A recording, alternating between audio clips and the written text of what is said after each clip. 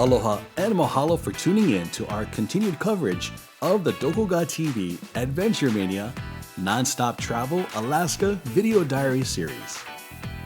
Olena and I had so many great memories from our Norwegian Bliss adventure.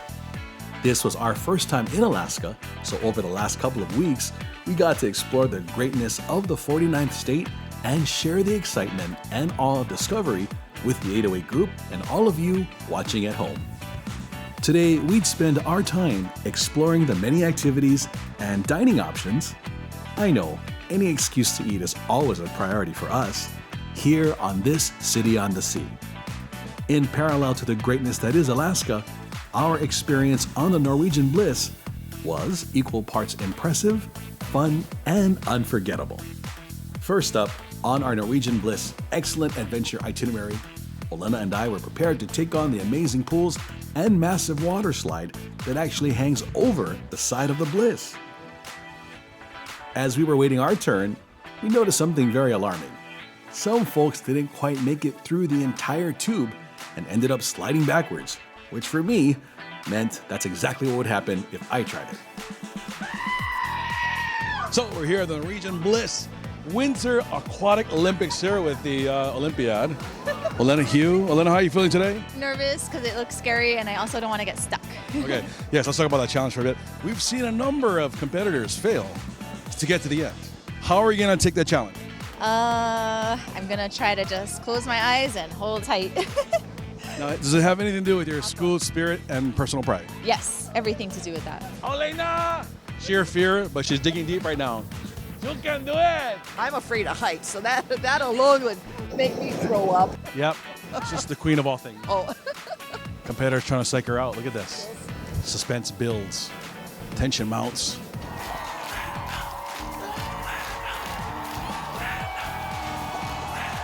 We're off! There she goes! Straight to the tube. She made it. She made it. Oh my God, she was so quick. In the speed of light, you did it. The Olena here.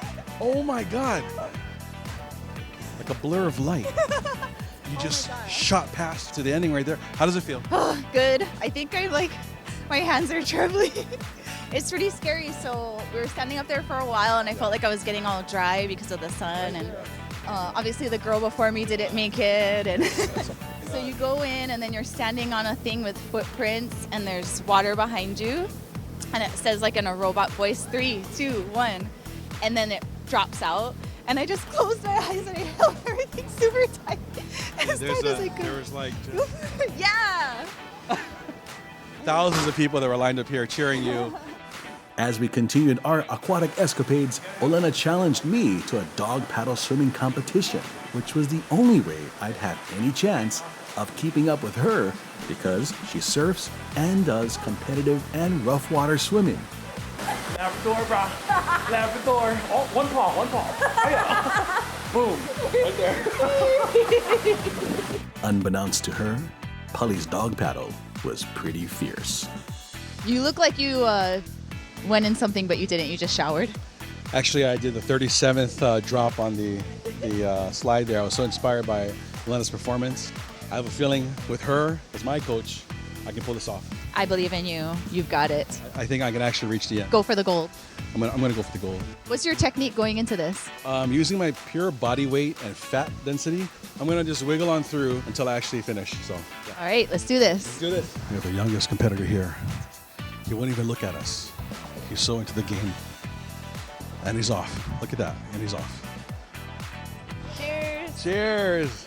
What a great day. What a great day. We saw Olympic adventures going on here as You we too. represent the 808 I state. couldn't get out on the other side. Well, after our doggy paddling competition, Yes. of which you killed me. I didn't mean to show off at the end, but I had to go one paw just to accentuate my win. And our adventures continue. Cheers, folks. Aloha.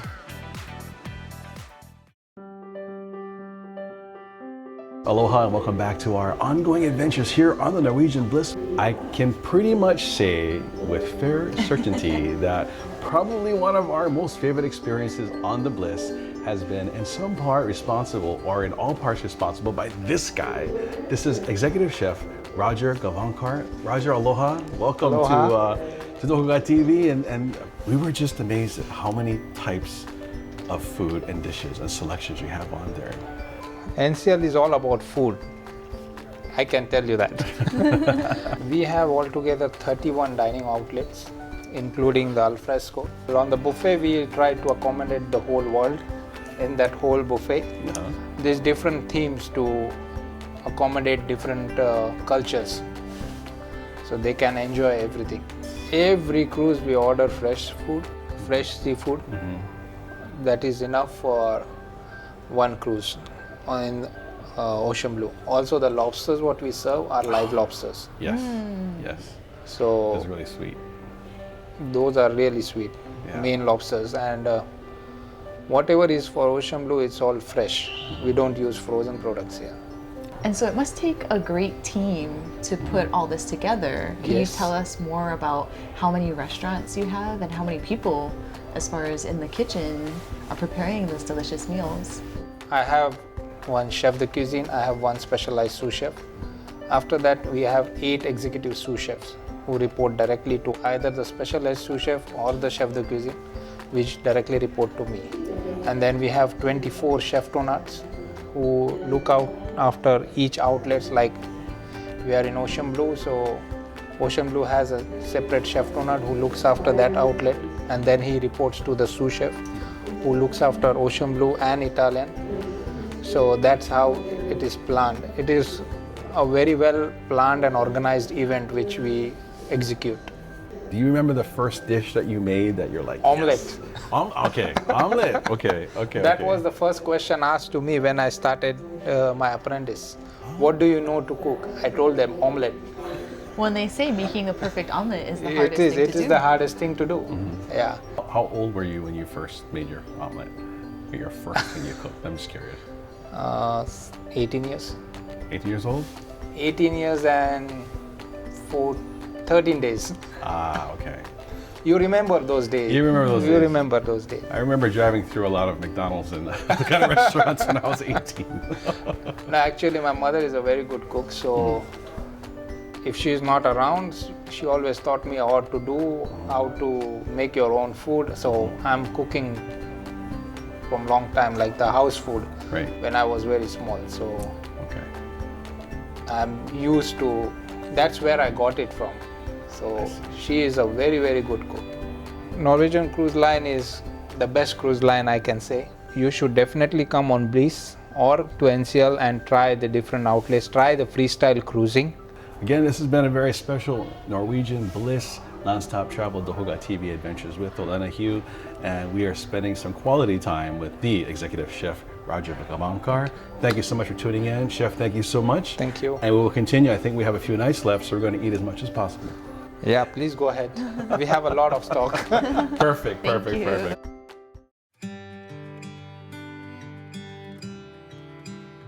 Folks, aloha and good morning. Olena and I are in the presence of greatness here on the Norwegian Bliss. We have a member of the Beatles and a member of the Four Seasons with us here.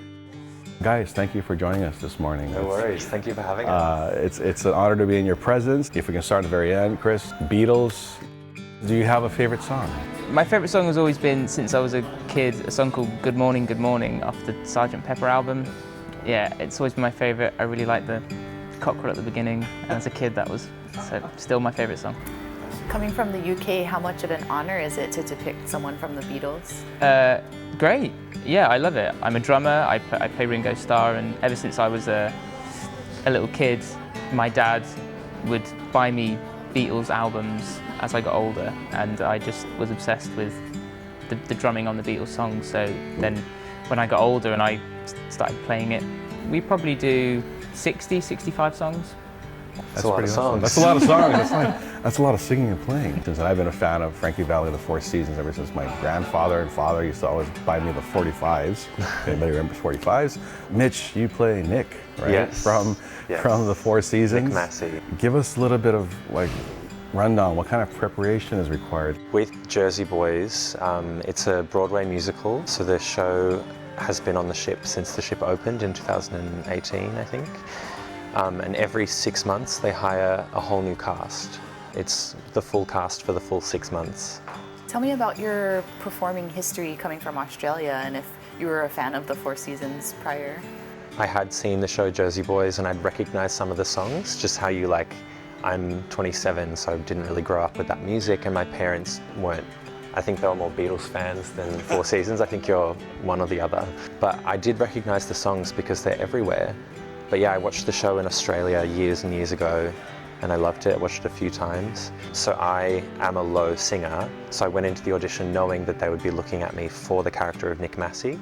And Nick Massey is usually played by a taller gentleman. So I kind of had that in my head. And I went in and I auditioned with a baritone bass register song.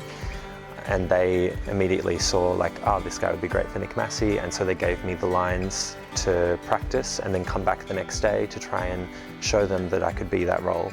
I guess it's a bit different for me. I've done Ringo Starr for, yeah, almost 10 years. But as you play piano or guitar or other instruments, you never wanted George or try George or Paul? No, the first instrument I learned to play was guitar, but then my older brother had a drum kit and I was jealous of my older brother. So every time he went out, I was on the drums and I just became obsessed with it. So when I got to about 14, all I ever wanted to do was play drums. So I'm a big fan of theater, musical theater, and music, and I have to say that the music and the performances here on the Norwegian Bliss have been top-notch. I've been to Broadway and seen tons of shows, and it's really impeccable, wonderful. Take in a show, enjoy the wonderful food, the cocktails, the stars, the pools, everything. It's fantastic. And mahalo to Chris and Mitch for joining us today. Thank Take you care. so much. Aloha. Aloha. Bye. As we continued to enjoy our Norwegian Bliss Day, Olena and I were ready for our next adventure, laser tag. There's a laser tag arena for kids of all ages. And I do stress all ages, as our blue team featured seasoned players, while the opposing red team was filled with the children and grandchildren of the blue team's participants. Our sincerest thanks to all of the players that day for allowing us to jump into the fray and letting us film the fun. It's kind of a large group. On. They're putting Big their group. guns behind their back or something. Because that way, okay, so what it is the gun is how you get hit. So people, you gotta aim for the gun. They don't have a thing on. They don't have a body pad. Gotcha. Oh. If you get taken out, you gotta go to a Reload, like a respawning tube. Yeah. Yeah. Do we have teams or we just shoot each other? No, teams. This is a secret weapon right here. It's Hustler. Hustler. Former Special Ops, Green Beret, SAS, GSG-9. I surrender. MI6, the lorry. So, rather than giving you a play-by-play of our action-filled assault and subjecting all of you to having to listen to my pretty mundane voice, I decided to edit our laser tag experience into a more cinematic movie trailer format for your viewing pleasure.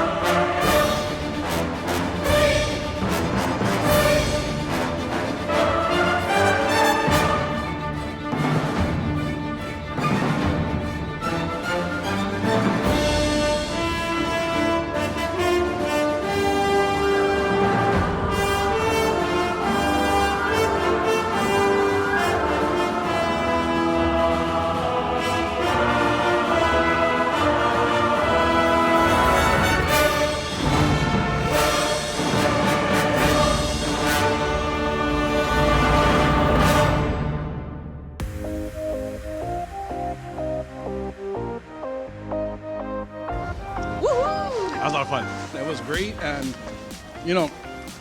I will say that the guy that counted our teams out put all the youth on one side, but the experience on the other. But it was funny because we won the first game. Oh, it was a lot of fun. It was great, and people that learned quick to hide the gun. I didn't do that at all. Yeah, that was a lot of fun, and Lori joined us. She did great. She was like our hidden secret weapon, I don't know how to play, just sniping people from across like 100 yards away, 200 yards away, just taking people out. That was super fun. Highly recommend. Laser tag in general is just fun. It is, and the hardware they have is pretty cool. And you did really good. He does amazing at everything. No. Got some energy, ready for dinner. We burned some energy, so we're ready for dinner and to up our caloric intake. And tonight we're going to experience some kind of fusion cuisine where they take food from different countries like Korean and Indian. So I am extremely Japanese. excited. I hear the sushi is really good. So continued adventures, folks. Mahalo. Ta-da! Look at this. It's like a festival of flavor. I'm exceptionally excited. A plethora of colors and, of course, sensations. Now, I feel like we're like at Kahala or Hawaii Kai, Brother Chef Roy or Alan Wong, something of that caliber. This is on a ship on the Norwegian Bliss. We got to interview the executive chef here on the Norwegian Bliss, Mr. Roger Gavankar. He came up with some suggestions for us that we have here tonight. Food Republic. If you order one small dish, it is full of flavors all around.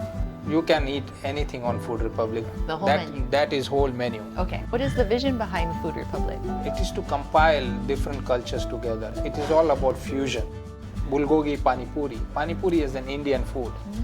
Bulgogi is a Korean food. Yeah. So it is compiled together. Pani Puri is basically a water, some potatoes or lentils, and you have this bread, and it is a spicy water, what we get on the streets on India. But here you have bulgogi meat and some spicy sauce on it. So it is a nice fusion. I'm super excited. Gosh, how do you eat this?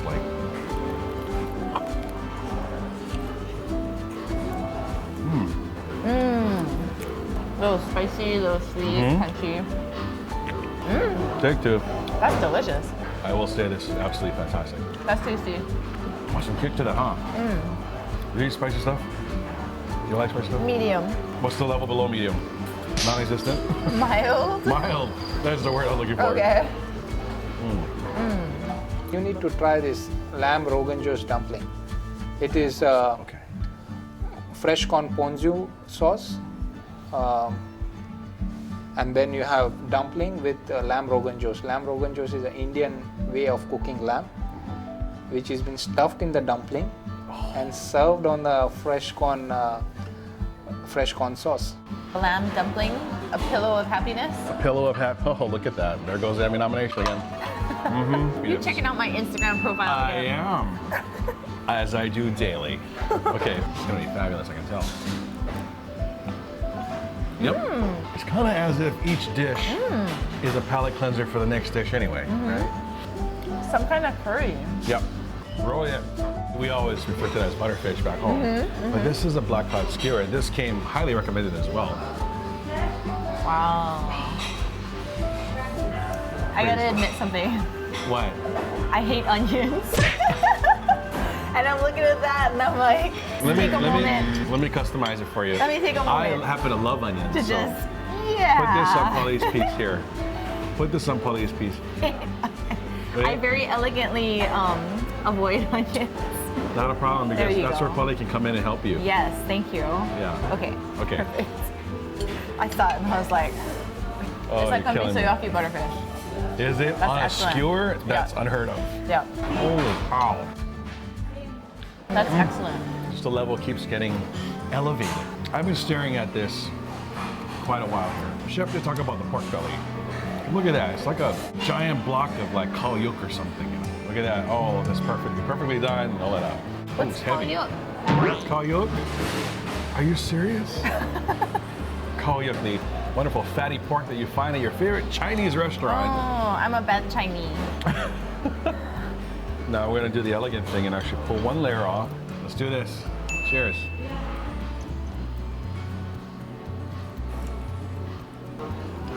Juicy, thumbs up. You know, we have the Asian flair, fusion kind of spice and sweetness to that, a little bit of sweet sour. Yep. Yellowtail roll over there that is begging us to eat it. I smell truffle.